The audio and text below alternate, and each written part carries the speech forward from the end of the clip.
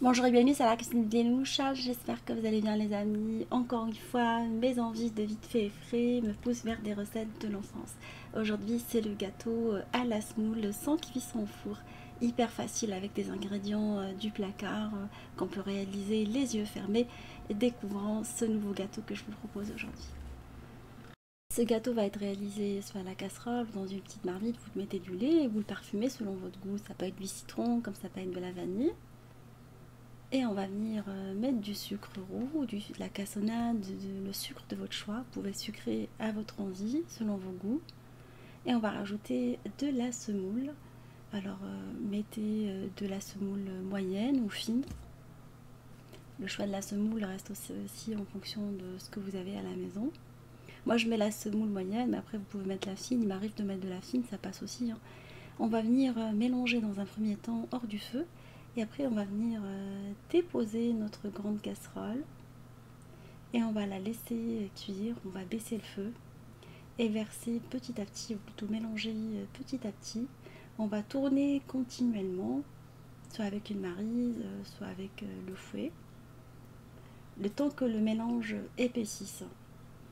Voilà, c'est important de mélanger régulièrement au risque de se retrouver avec une préparation à base de grumeaux. Sachez qu'il m'arrive parfois de mettre un tout petit peu de beurre, l'équivalent de 30 g de beurre. Ce n'est pas indispensable. Si vous n'avez pas de beurre, ce n'est pas grave. Mamie en mettait, mais parfois j'ai pas de beurre et ça passe très bien en fait. Parce qu'après on va mettre une sauce au chocolat ou une sauce au caramel. Du coup, c'est pas très grave, mais ça apporte toujours un petit goût sympa. Si vous avez ça, mettez. Vous n'avez pas ça, c'est pas grave. Je le mets avant l'épaississement de la préparation, à mi-cuisson. Et voilà la consistance désirée. Quand on obtient cette consistance, on enlève notre préparation du feu. Et voilà la consistance qu'on obtient. On va la diviser en deux. Alors la moitié, on va la garder comme elle est, à la vanille. Et l'autre moitié, on va mettre du chocolat. On va la transvaser dans un moule qui n'est pas en silicone. Alors si vous mettez un moule en silicone, ça ne marchera pas. J'ai déjà testé. C'était impossible à démouler. Du coup, utiliser un moule en fer qu'on va venir beurrer ou huiler légèrement. Et on va transvaser la préparation dedans. Nous allons transvaser la moitié de la préparation dans le moule. Je vais garder l'équivalent de la moitié, hein, c'est à peu près, ou le un quart, que je vais venir parfumer avec le cacao. Je répète une deuxième fois, si on n'a pas de cacao, ce n'est pas grave, on le fait uniquement à base de vanille et ça passe très très bien. Alors vous pouvez doser l'intensité du cacao dans votre gâteau, vous mettez plus ou moins. Et on va venir remettre le cacao par-dessus. Alors il ne faut pas que la consistance soit trop liquide, sinon il ne tiendra pas. Vous avez vu la consistance que j'ai obtenue.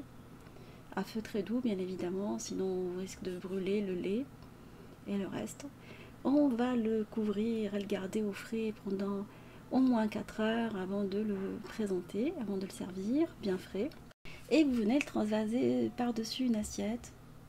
Faites attention parce qu'il a glissé, j'ai failli perdre mon gâteau. Heureusement qu'il n'a pas coulé. Il fallait taper un tout petit peu dessus. J'aurais été dégoûtée parce que je voulais le filmer aujourd'hui et vous le proposer, surtout qu'il a fait beau et je voulais partager avec vous un dessert sans cuisson. Alors c'est une spéciale dédicace pour Gianni, c'est sa maman, un petit qui me suit depuis un moment, depuis très longtemps, adorable avec sa petite maman. Je lui fais des gros bisous d'amour. Il est adorable. À chaque fois, sa maman me laisse des messages de sa part. Je l'embrasse vraiment et je vous embrasse aussi. J'espère que ce dessert sans cuisson, uniquement avec peu d'ingrédients, 3 ingrédients principaux, vous fera plaisir et fera plaisir à vos familles. Je vous fais des gros bisous d'amour encore à vous et à Jamie. Et on se dit comme d'habitude, on se retrouve sur la cuisine des Limouchas avec des nouvelles recettes, un nouveau voyage culinaire et à bientôt.